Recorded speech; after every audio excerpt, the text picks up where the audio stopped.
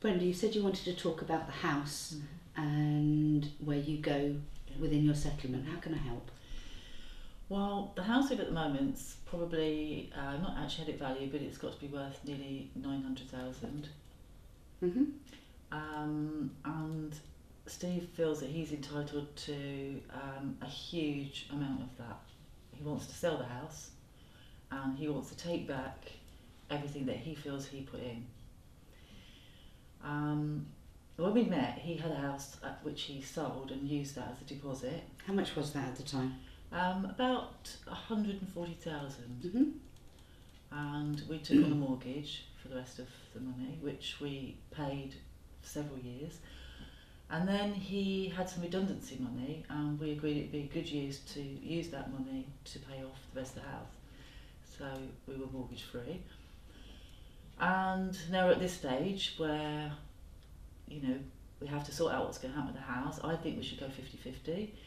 Steve doesn't agree. He feels that he's paid more and he had a house initially, but my argument is, who stayed at home and looked after the children? I wasn't able to work. I didn't have the opportunities that he's had. So I don't know where we go from here, but you know, I'm really hoping I get 50%. The way the court will look at it is both of your jobs were equally as important as another. So you won't get any less because you stayed at home in front of the children. And if we manage to set up a meeting where I meet with Steve as well, then I will explain that to him. It was a very long time ago that Steve invested that money in the property.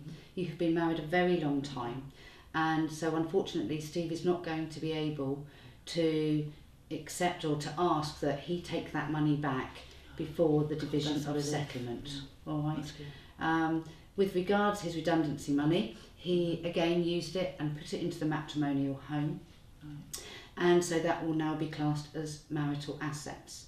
What sometimes people do, and what can happen, is when they get a redundancy money, they put it into another pot somewhere else, and it's called ring fencing, and that's more difficult then to bring into the marital asset. But all of Steve's actions show that he has put it into the matrimonial asset jointly, and therefore you are both entitled. Your starting point is going to be 50-50. That's good. I'll talk to him about it.